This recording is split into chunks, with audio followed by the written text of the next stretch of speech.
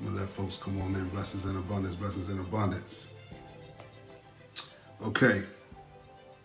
We're gonna be talking this morning. This morning we'll be talking about this solar eclipse coming on April 8th. I know today for the Christian community, and I'm a non-religious individual, but for the Christian community, I know today is Easter. But we're gonna be talking about the solar eclipse, and I'm going to go ahead and get started. We're going to have a powerful last session today. Okay, so real quick, before I go deep into this, and this is going to be powerful, I'm going to be tapping into and talking about now. I'm going to warn you for our brothers, our family that still in the religious space. Respect and love to all of our family, regardless of whether you're tapped in with religion as well as spirituality or one or the other.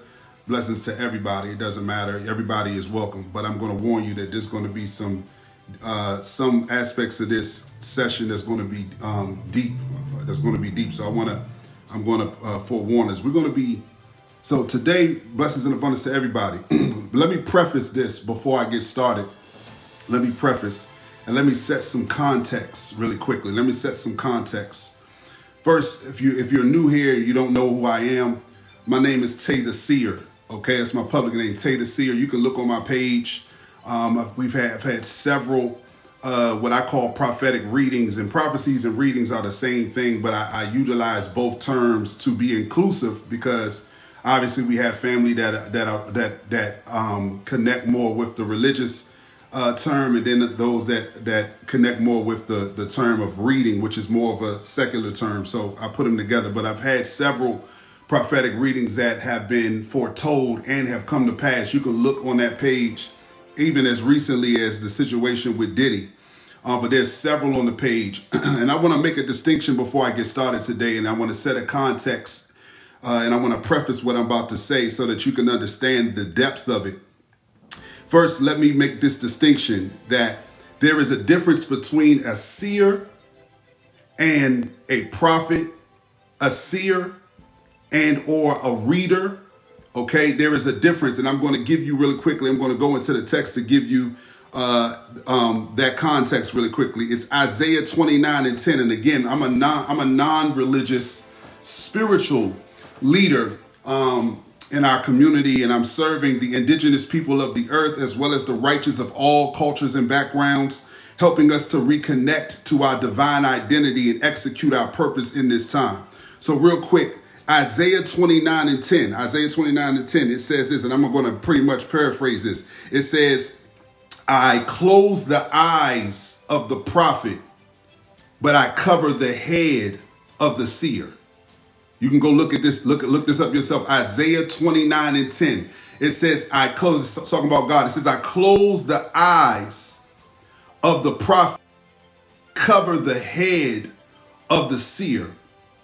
The prophet has the gift of sight, right? Foresight. The prophet has the gift of foresight. But the seer has both the gift of foresight and access to the secret mysteries of the divine, or the mind of God, okay? Or the mind of the divine, the mind of God. The seer, this is why it says, if you pay attention, it says, I close the eyes of the prophet, but I cover the head of the seer. So that's not just, I'm not just saying, I know people utilize these terms interchangeably, and that's absolutely okay. But I want to make a distinction. Because you have the gift of clairvoyance, audiovoyance. I am a seer. I do have connectivity to the divine realm, ancestral realm. I have all of those gifts. I operate in them very strongly. I was born into it. But understand, I want there to be a distinction. I want you to understand today, for today's context, the distinction between the prophet, the reader, and the seer. The seer carries the mind of God. It's not just the fact that you see, but you have the mysteries. You're able to unlock the mysteries of the divine universe, text, scriptures, in ways that, how else can I say it? Mysterious. So let me move forward, and let's talk about this. April 8th the solar eclipse. And if you look on my page, I did some content already about the lunar eclipse as well as the solar eclipse. I went down the list of the prophetic reading of. I did a prophetic reading on both of them and what they represent in this time. But today I'm going to go deep, and I'm going to show you that these very events are prophetic events that have been inside of the ancient texts the entire time. Now, let me lay this context really quickly. Let me help us understand something. The Bible, and you hear me reference the Bible a lot, but the Bible is not a religious text. Religions use it. Religions use the Bible. But the Bible is our ancestral, interdimensional, and intergalactic story that holds the constitutional laws of the universe inside of it. I'm going to say that again. The Bible is a transliteration and a translation of our ancestral, interdimensional, intergalactic story that holds the Constitution, the universal constitution of the universe. That's what it is. The entire time, and specifically in the West, the identity of specific indigenous groups, and if I could narrow down to the Latinos and the so-called African Americans or blacks, your identity has been hidden the entire time in front of you. Every Sunday you've been going to church, you grew up going to church and did not realize that while all along they're telling you inside of culture and in your education that you have no ancestry or you have no what they call so-called history. The entire time your ancestry was inside of the book that you were opening every time you went to church. Your ancestral language, right? What is called Semitic languages. Amongst them are Hebrew, right? Aramaic, Arabic. These are Semitic languages. And the reason why this is so important is because this is how we identified ourselves in ancestry. It was not by the color of our skin, but it was by our culture and our language. Our culture and our language, which included our spirituality and our sciences that were intertwined and connected, right? This is how we identified who we were in ancestry. It is it's a spell, this race concept, this race construct, though it has been executed for many decades now, it is nothing more than a spell and a propaganda mind. It is a attack on the psych. It is a psychological attack that was set in place in order to denominate specific groups of people, really to protect the aristocratic class.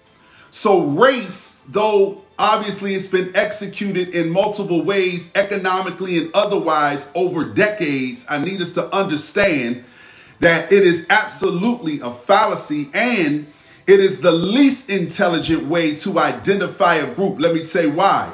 When you look into our ancestry, you will find that the majority of the people in the world and in the civilized world were brown, so-called brown and black. Everybody was brown and black. Everybody in ancestry. Everybody in I'm talking about our deep ancestry. According to some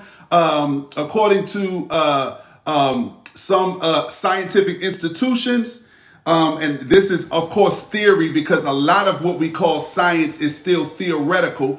Even when we deal with Einstein, Einstein was a theoretical scientist, right? But today you hear words like conspiracy theorist, right? It is a weaponized word now to use the word theory in a certain context. But a lot of the sciences that you call science today, and I would include history, is theoretical.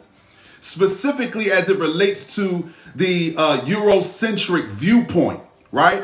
because the Eurocentric system is an infant in comparison to our ancestry. It is a baby in comparison to our ancestry.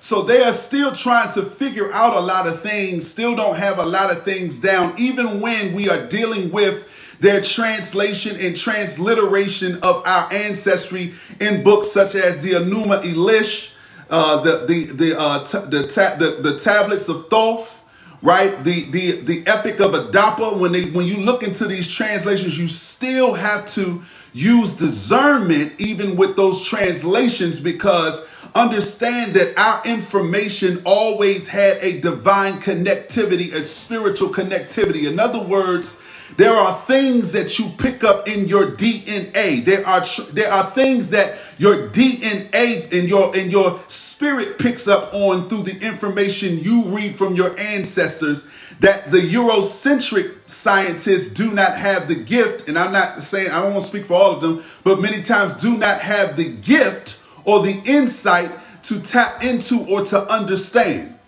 So we still have to have a dependency on our own ancestral spirituality and divinity when we're dealing with the translations and transliterations of these texts, of these books, and of these sciences. So again, I want it to be clear that the Bible is used by religious institutions, and many of us have been turned off by ancient texts, whether it be the Bible, whether it be the Quran. We've been turned off because of the usage and or the misusage of the information in order to galvanize control over a people, whether it's in a congregation or whether it's over a nation, etc.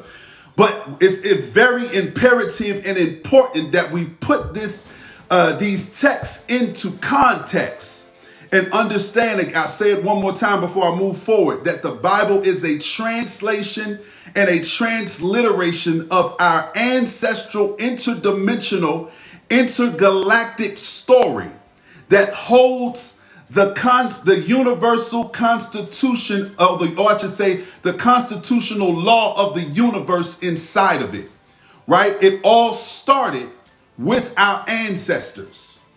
I'll also give one more caveat. Also, when they talk about, when many of these so-called Egyptian or Kemetic, and I'm talking about in the Eurocentric sense, many times when they have professors that they deem as a authority on the information, they unfortunately many times misinterpret many times the information, or they put their own spin based on their own biases on our ancestry. So the truth is that when we go into our ancestry, we can see that throughout the dynasties, there were multiple families and multiple tribes that had rulership at different times throughout the different dynasties, pre-Christian era, throughout the different dynasties of our ancestry. And they were going through a time and a moment of discovery as it relates to divinity, spirituality, and sciences.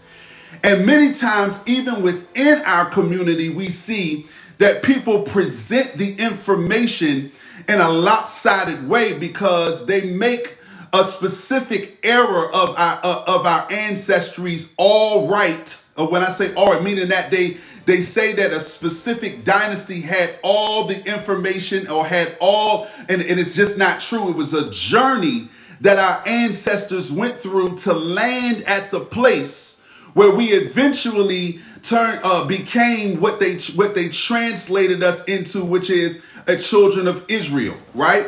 And let's be honest, let's be real for a second. Again, I'm going to give information about the April 8th, but let's be honest, right?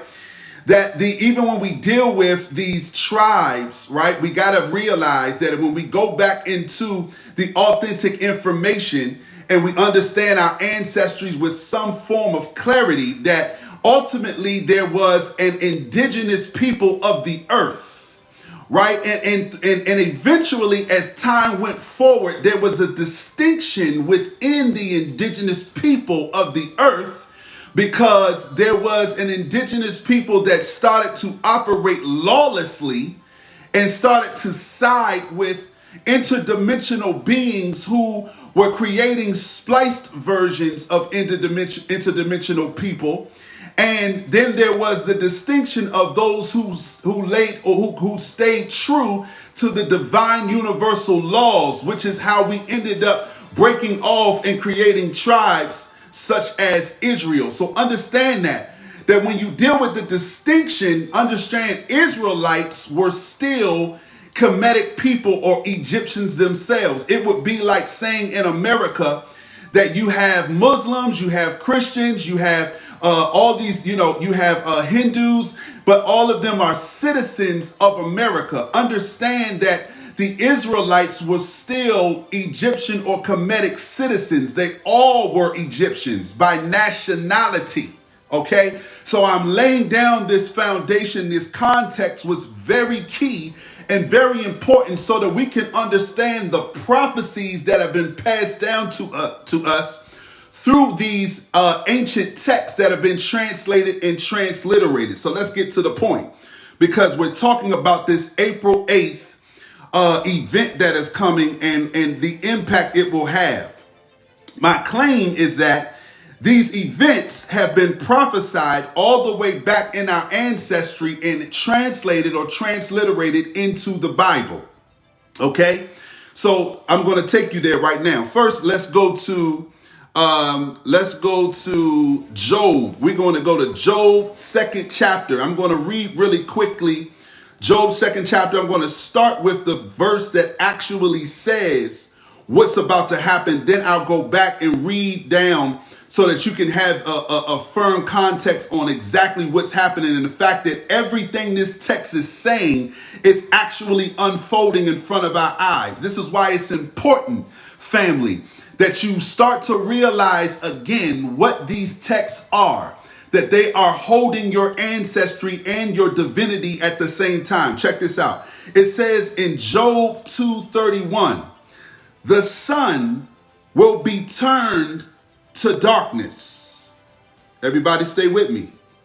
It says the sun will be turned to darkness and the moon to blood before the coming of the great and dreadful day of, I'm paraphrasing this, of Yah. Understand, does that not sound like an eclipse to you? It says that the sun, see, it didn't say that the sun would set. It didn't say the sun would set. It said the sun would be turned to darkness. This is giving you a poetic interpretation of what we call today an eclipse. And it says the moon will be turned to blood. This is when there's the eclipse of the sun, right? The eclipse that we just experienced on Monday, March 25th. This literal text is talking about this very moment. It says that the sun will be turned to darkness and the moon will be turned to blood. This is talking about the eclipse that we are experiencing at this very moment. Now, let me go back, okay? Oh, let me give you one more, because that was the Old Testament, okay, or the Torah. Let me give it to you in the New Testament. This is Acts chapter 2, verse 20. It says the same exact thing. It says, the sun will be turned to darkness and the moon to blood. So it's both in the Old Testament and in that the very events that are happening at this moment have been prophesied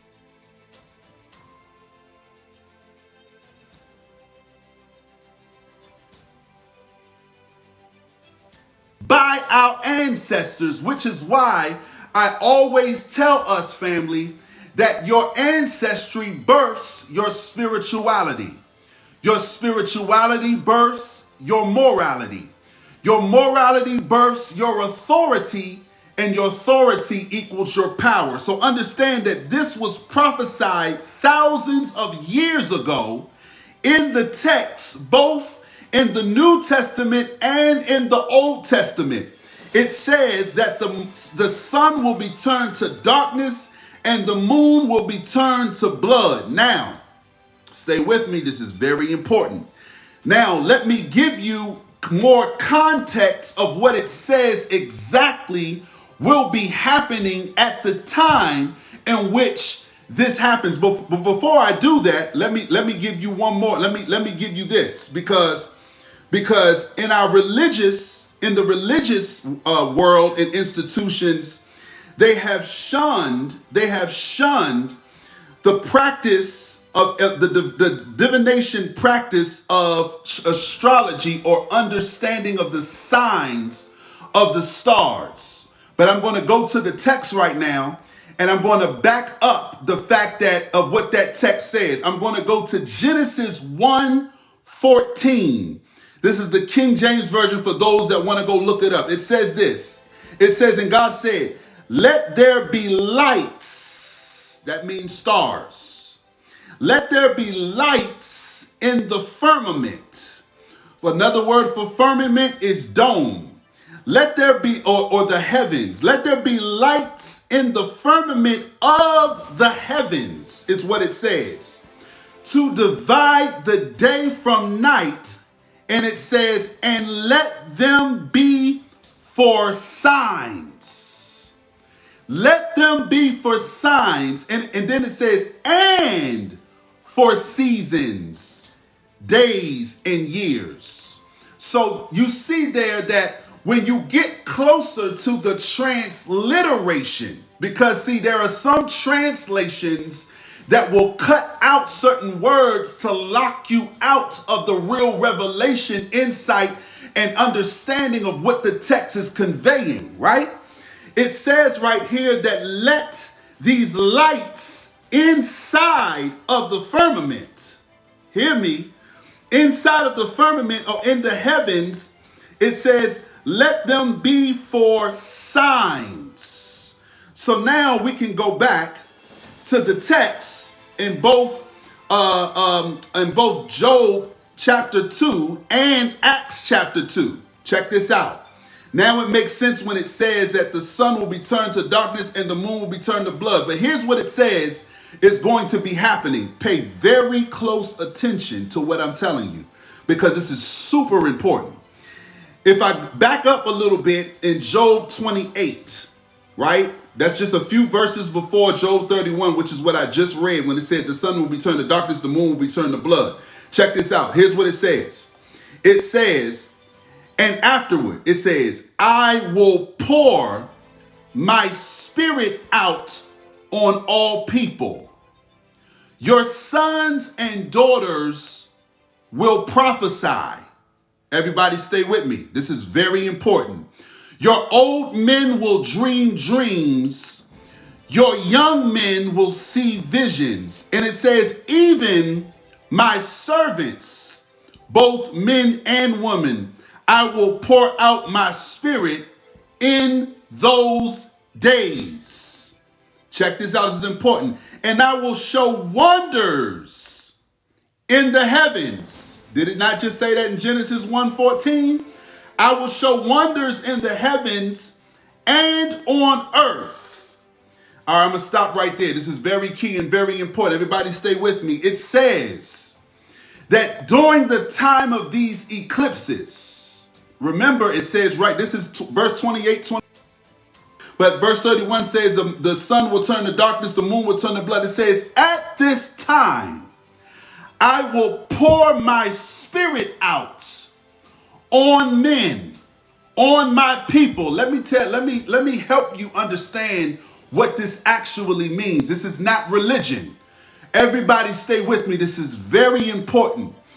What he's saying is that the divine abilities of the indigenous people and the righteous people of all cultures will return and turn back on in your DNA.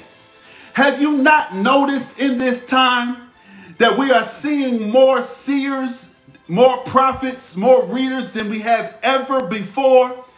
Have you not noticed in your own life that your intuition and your third eye and your spiritual abilities have started to turn on in a way that you have not seen in decades? I am giving you the backup. I'm giving you the text right now.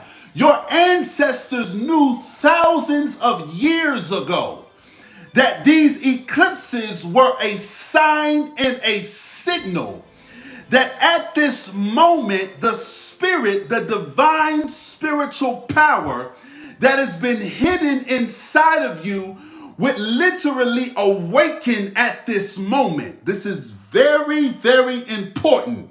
This is very key and very important. And I'm going to tell you why in a minute.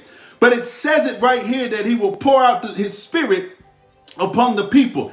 Watch this. This is very important. It talks about how it says, even my servants. Now listen, this is the reason why this is so key. Why would it say even my servants? It's saying that even the people that don't naturally have the gift of sight, the gift of clairvoyance, the gift of audiovoyance, the gift of divine access, it says even those people will begin to awaken the divine spiritual abilities inside of them. And they will receive the ability to hear and to see the divine messages that are being conveyed at this moment. The text is telling us that God, the divine, and our ancestors are converging, and they are conflating, they are communicating to us at this moment a very key and important message. It's saying, do not see it as a coincidence that at the moment of these eclipses, it says in the text, the sun will be turned to darkness and the moon will be turned to blood. It says, it's describing the eclipse. It says, don't count it as a coincidence that at this moment, the divine powers of the indigenous people of the earth and the righteous people of all cultures and backgrounds will be heightened and will come online like you've never seen it before. This is very important. It says the exact same thing in Job 2:28 through 32. It says the exact same thing in Acts 2:17 through 21. It says the same thing. For those that want to look it up, look it up. It said, I'll just read it real quick just so you know. It says, in the last days, I'm reading Acts now. In the last days, God says, Yah says, I will pour out my spirit on all people. It says your sons and daughters will prophesy.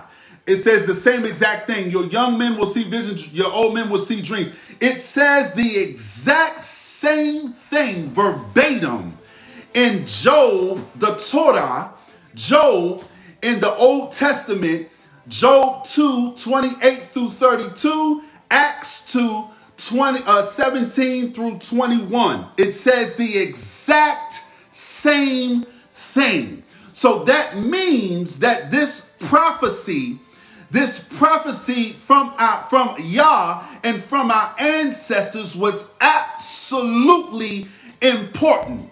It was absolutely important.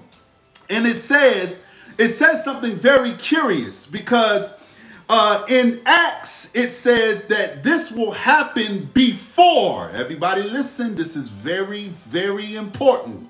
It says when it talks about that the sun will be turned to darkness and the moon will be turned to blood, it says this will happen before the coming of the great and glorious day of Yah. I'm paraphrasing that part right there. And then that's what it says in Acts. But when you read it in Job, it says the great and dreadful day. Now listen, this is very important. Very, very, very important. I'm about to go forward to Job 3 real quick in a minute so you can understand. I'm going to literally show you the mirror of everything that is happening at this moment is in the text This is your divine ancestral message that has been conveyed and sent to you from thousands of years ago. Everybody pay close attention to what I'm saying. The reason why this is very important is because it is describing a time of both prosperity and power for the ancestral people of the earth and the righteous people of all cultures and backgrounds. And at the same time, at the same moment, it is saying there will be judgment on every unlawful system that is operating on the earth. Did you hear what I said? There will be two things happening simultaneously at the same time that will be very important. There will be judgment on the systems of the world, and there will be prosperity and power transferred to the indigenous people of the earth and the righteous people of all cultures and backgrounds. And I'm going to show you that right now. I'm going to back that up right now with the text. Everybody stay with me. Everybody stay with me. I'm going to show you right now through the text. Stay with me. Everybody stay with me. Job. Here we go. Here we go. I'm going to Job 3. For those who want to, this is very key. I'm telling you, this is going to be mind-blowing what you're about to hear. I promise you. This is going to be mind-blowing. I'm in the NIV, if I'm not mistaken. I'm in the NIV, yeah. So this is going to be mind. Everybody listen closely.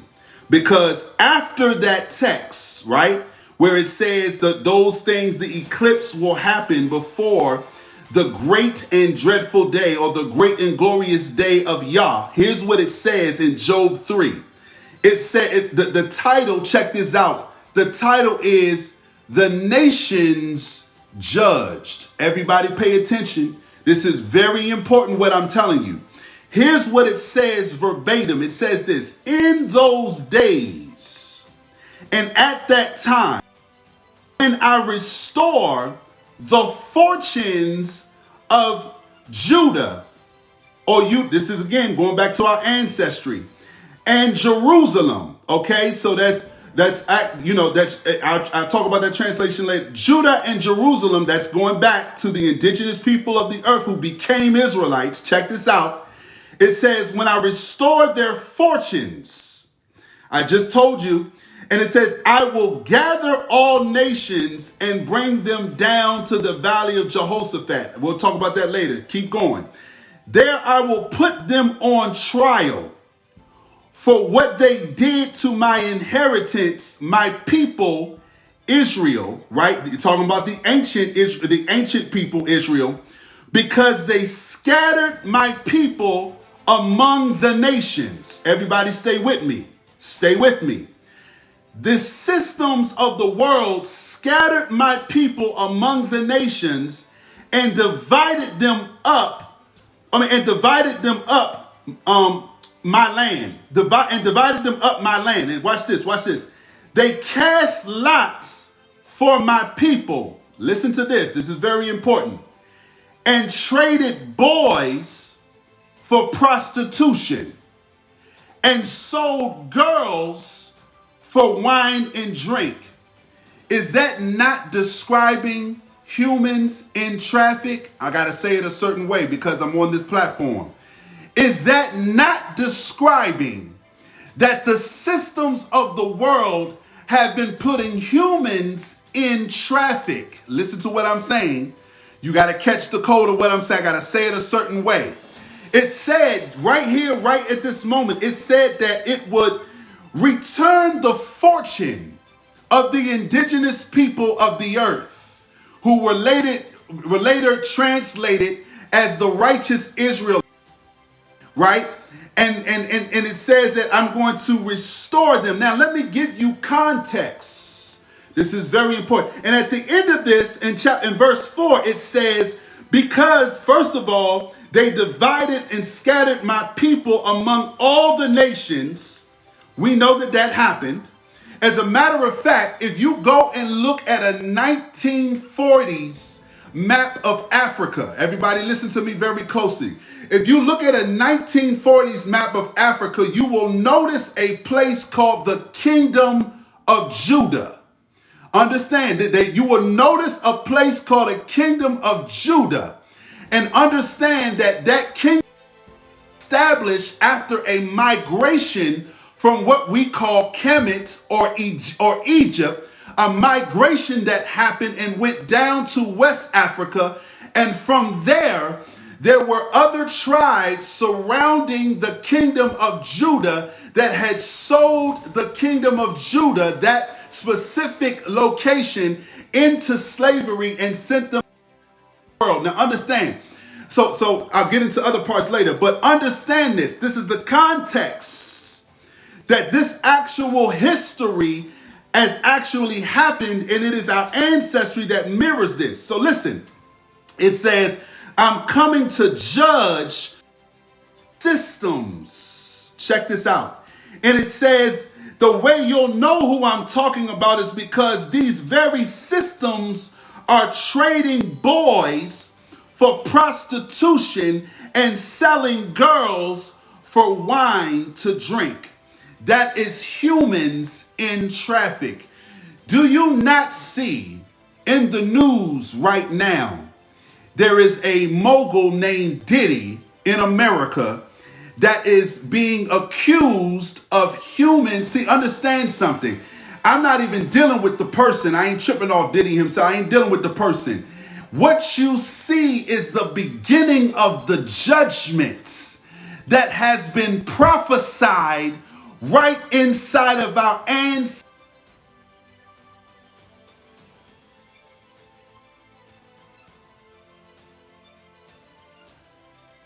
What this book is, it does not belong to any religion. It does not belong to any religious institution. They use it. But what is hidden in this text is your ancestral spirituality and your ancestral story. And there are messages that were prophesied and sent to us from thousands of years ago. And it is telling us that I am speaking through the signs in the stars. This is why we got to, those of us, we got to listen to the divine, listen to the Holy Spirit when it's trying to graduate you from religion into spirituality. No disrespect to religion. I understand what it is. Respectfully, I call it the elementary school system of spirituality. I respect it. But it's time to get into the graduation into your divine ancestral spirituality, or yet you will miss the messages that are being sent to you. They know that at this time of this eclipse, that there is going to be a DNA activation that the text has just described to us as God pouring out its spirit amongst its people so that they can begin to operate in a divine has not been seen in generations. This is right inside of the text. They transliterated it and they translated it. This is why it says, listen, that God's word will never fall to the ground. It doesn't matter who tries to translate and transliterate the truth outside of the text. God's word will always get to us. Our ancestors' message will still thrive through generations to get to us. So understand, in Job chapter 2 and in Acts chapter 2, I want you all to go and study look in the NIV version. Go and study and look at it for yourself. Talking to you. It's saying that it is your moment. It's the time you've been waiting for. Now listen, I got to give you more insight real quick before I digress and get out of here. I got to give you more insight of what's about to happen at the moment that this solar eclipse, which is going to complete the prophecy of Acts chapter 2 verse 20 and Job chapter 2 verse 31. It says that the sun will turn to darkness and the moon will be like blood, will be turned to blood. It is talking about these eclipses that is happening right now. Let me tell you what's about to happen. First of all, it's about to shift the magnetic field of the earth. That's the first thing that's about to happen. This is why if you go and look at the NASA website right now, if you go look at the NASA website, you're going to see peculiar information. But let me keep telling you what's about to happen. It's about to shift as well the light spectrum of the earth. You're going to see the light spectrum of the earth shift from the days of Noah. This is why the text says that the last days will be like the days of Noah. What they did not teach you in the religious institutions is that in the text when it says that the rainbow was shown after the flood, yes, they gave you a message and they said that it meant that God would not flood the earth again. But no. They did not tell you that the light spectrum shifted and shrank at that time. What that means is that there were interdimensional beings that would no longer be allowed into our light spectrum. We would no longer experience certain beings. This included angels. This included animals. This included whole tribes of people. This included aspects of our ancestors. There was a light spectrum shift, which is why it emphasized that rainbow, which is why you see that when certain storms happen, that you see the rainbow that is showing you the firmaments. It's showing you the firmament because it is showing you that we are in a different light spectrum. But I'm telling you now that after April 8th, that the light spectrum will shift. And this is where the text says the dead shall rise. What does it mean? Why is it saying that? It says the dead shall rise. Now let me preface this for you and let me give you some context right from the text again of when it says the dead shall rise. Let me show you something really quickly in the text. This is very, very important. Notice that when Yeshua talked about the dead, right? And when he talked about the living, it was very peculiar. When he talked about the dead and the living, it was very different. He said to the rich young ruler who wanted to follow him, the rich ruler said, he's called him rabbi. He said, teacher, I want to follow you. He said, let me please go bury my parents. Here's what he said to the rich young ruler. Here's what he said to the young man. He said, let the dead bury the dead. And on the flip side, when Mary and Martha were panicking because Lazarus had died, and they were panicking and they said, Rabbi, teacher, please come and save our brother's life. He said, Lazarus is not dead, he's asleep. So notice that he calls the physical dead person sleep, and he calls the living person dead. What is that about? I'm about to explain it to you and back it up in scripture for you. I got you. Listen very closely. Because what he was saying is that any living person that is not divinely connected is a dead person. You are not alive. You're not truly living. This is why he says that he is the tree, he's the tree of life, that he's the bearer of life, that living waters come from Yeshua, because he's talking about a spiritual life. Now check this out. On the flip side, he knows and he was taught the ancestral spiritual sciences. So he knew that we did not have anything called dead in our ancestry, that everybody that transitioned was still alive in a different light spectrum. So he said about Lazarus, he's not dead, he's asleep. So it says that in these last days, it said the dead shall rise. Let me tell you what that means. The dead shall rise. I'm still talking about the fact that the light spectrum will change after April 8th, the eclipse of the sun. Check this out. Notice in Matthew 17, the transfiguration. Hear what I'm saying. The Mount of Transfiguration. Here's what it says. Matthew chapter 17, verse 1 and 2. It says this. After 6 days, Yeshua took Peter, James, and John, and brother of James, and led them up to a high mountain. This is very key and very important. By themselves. It says, there he was transfigured before them.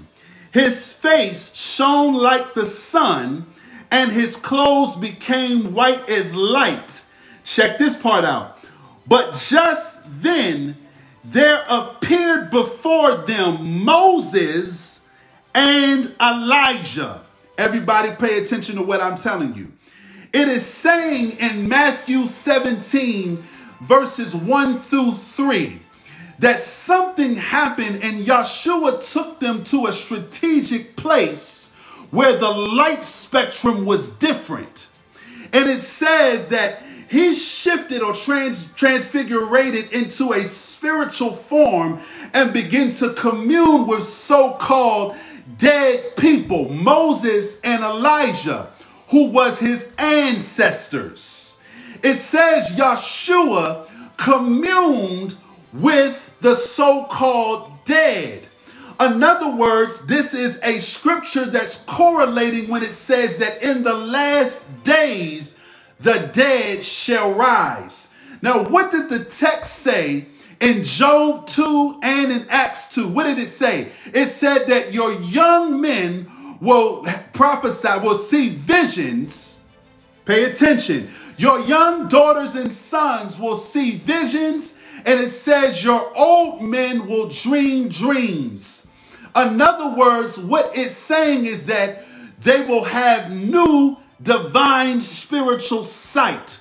In other words, what I'm telling you, family, is that you're going to start to experience your ancestors in a materialized way. In other words, what I'm saying is that they will not just visit you in your dreams, but you're going to start hearing stories about people experiencing people that are supposed to be gone that materialize in the third dimensional realm. It's going to start happening. It's already being reported that animals that they say were extinct are beginning to show up in the ocean. The reason why is because April 8th, these eclipses that were prophesied in Job 2:31 and in Acts 2:20, the prophecy that says these eclipses of the sun becoming dark and the moon becoming like blood, it is telling you that there will be a light spectrum shift that is about to happen, and our eyes will be open, and we will all of a sudden be back in Eden once again. See, what they lost in Eden was access to a light spectrum that we call the spiritual realm. This is why I told you that this book is a translation and transliteration of a intergalactic and interdimensional story of our ancestry, because we were communing with what we call angels. This is recorded in the 18th dynasty of what they translated as Egypt or ancient Kemet. In the 18th dynasty, you will see that there were interdimensional beings that were living with our ancestors and procreated with our ancestors. That we are half angel and heaven. And listen, this happened in two ways. I'm not talking about when the sons of God came down. I'm not talking about the spliced people. But what I'm saying is that in the book of Genesis, when it says Elohim says, let us make man, that word Elohim is a plural word that means angels or interdimensional beings. See, God in our ancestry was Yahuwah, one. There was one God, Yahuwah, the Most High God, which is why, which the translation, whenever God's power was being displayed or was being expressed in words, understand that Yeshua is not just a name. Yahshua is the actual demonstration and manifestation of the Most High Yah's power. So whenever we're talking about a demonstration, that's why it says Yahshua, it means God or Yah, the rescuer. Understand that these are not just names. See, when you have God the provider, God the protector, these are not just names. These are literal manifestations of the Most High Yah's power. This is why you learned and they taught you that when you deal with words, they call it spelling. And the reason why they call it spelling or a casting a spell, see, they were telling you without telling you that words are a description of divine power. And this is why in the beginning was the Word was God, the Word was with God. You have to understand that you must mind your words, because your words are instruments that activate the divine realm and the divine access and the divine dimension. So understand, again, let's go back. Understand that these prophecies in Job 2 and in Acts 2 and in Job 3, we are seeing the fulfillment of it right now.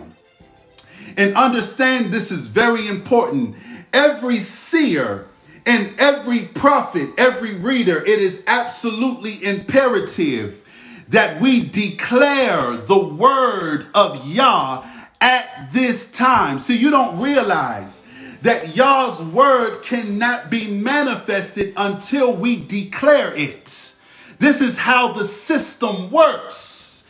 This is why you got to understand the power of your words, because it is at the point of your declaration that the actual judgment be disseminated, or the actual judgment begins to be activated at that moment. The moment that you declare the words of the blessing is the moment, and this is why you see that there is such a heightened level of seers, prophets, of readers at this time declaring the word of Yah, because understand that we are activating the actual divine realm to move forward on what the text has declared from thousands of years ago. So, divine family, before I go, I need you to understand that April 8th is a moment, it's a mark. It tells you in the text, though it talks to the indigenous people of the world, and it talks to the righteous of all cultures and backgrounds. It tells you, do not be afraid. It tells you this. It says, do not be afraid, because simultaneously there will be judgment and there will be prosperity and power that is given to the indigenous and the righteous people of the entire world, of all backgrounds and cultures, at this same time. Now, I'm just going to tell you, I'm not going to read it. I'm just going to tell you some of the things that Job 2 and Job 3 say that's very key and very important. It starts to talk about the importance and the power of agriculture. Everybody listen to what I'm telling you. This is very important. I believe it's in Revelations 12. I believe it's in Revelations 12, where it says that the Antichrist system, it says that it shut down the food. It shut down the ability to eat. It shut down the ability to buy and to sell. But here's what it says in Job 2, Job 3. Here's what it says. It says that I am going to bless your produce, your agriculture. I'm paraphrasing. I am going to bless your land. I'm going to bless. Now listen, you got to understand this is a part of the prophecy, because you not to be dependent upon the system in order to feed your family. This is not just about money. Listen to what I'm telling you. There is a prophetic word going out to the people, to the indigenous and people of the earth and the righteous people of all cultures and backgrounds. Start to grow food in and around your home. Listen very closely. Start to grow food in and around your home. I promise you, I got content coming in the near future where I'm going to show you my family is growing hydroponic. They're doing a hydroponic growth in the home right now. This is very, very key and important. This prophecy is giving you an instruction, and it's telling you where the blessing of the Lord, or God, I should say, the blessing of Yah will be. It is telling you, be mindful. Not only will I bless you economic or financially, not only will I bless you with prosperity and power, but it's saying you must go back to your ancestral agricultural system. Why? Because they are purposely poisoning the food.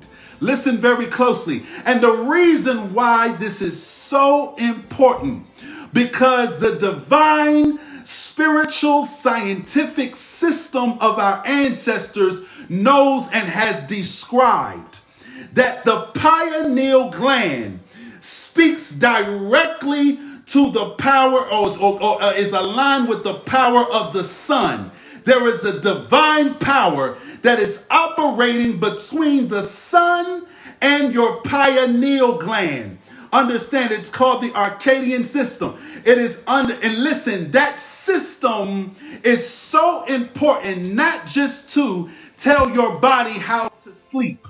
It is not just important just to tell your body when to eat. It is very important because it is your access system to the spirit realm. It is your access system to receive the downloads from Yah and your ancestors and to receive complete understanding during these very critical points in time in history.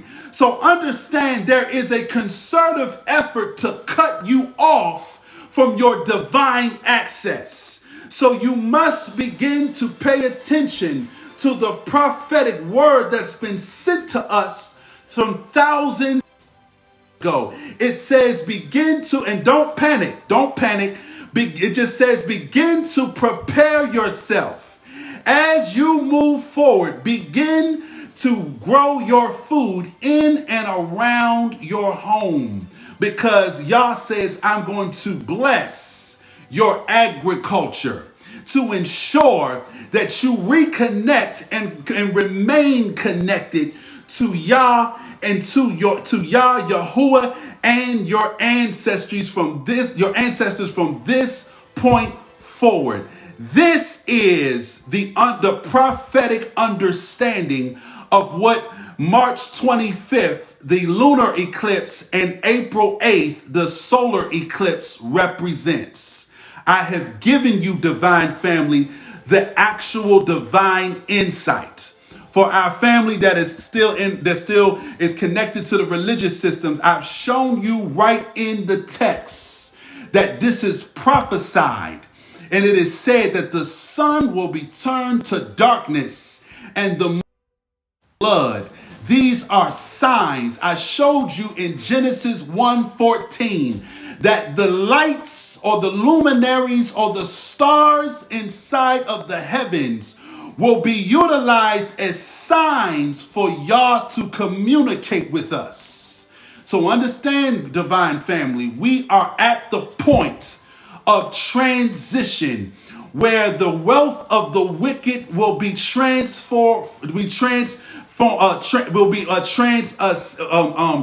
will be given to the righteous, the divine, the righteous of all cultures, and the indigenous people of the earth. We are at the point in which that prophecy will come to pass. The wealth of the riches of the wicked is stored up for the righteous, and that is the moment we are in. Divine family, listen, I appreciate each and every one of you that tune in every Sunday, 12 p.m. Eastern time.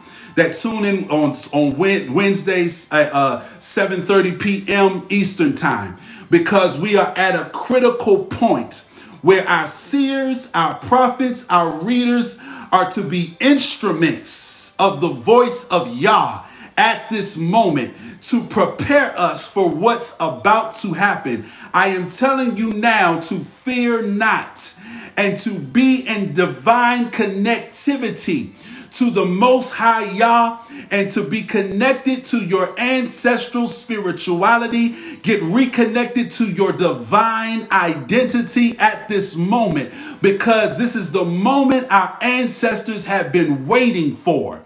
They've been waiting for this transitional moment to come to fruition and manifestation. Shout out to everybody that's a part of the Dynasty Tribe, the subscribers, whether you subscribe right here on TikTok, the Patreon, whether you're subscribed on YouTube, wherever it is, we appreciate you. Everybody that gave at this time, I appreciate and love each and every one of you. Not because you gave, but I love you because I love you.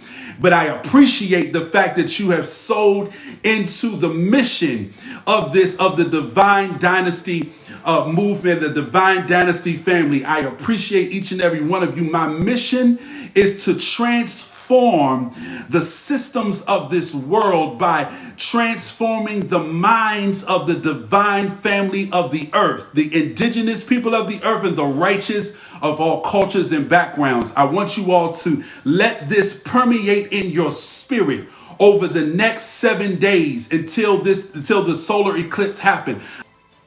Allow this to permeate. I want you to meditate on what you heard and prepare your heart, your mind, and your spirit for what's about to happen. There's about to be supernatural prosperity and power entering into your life.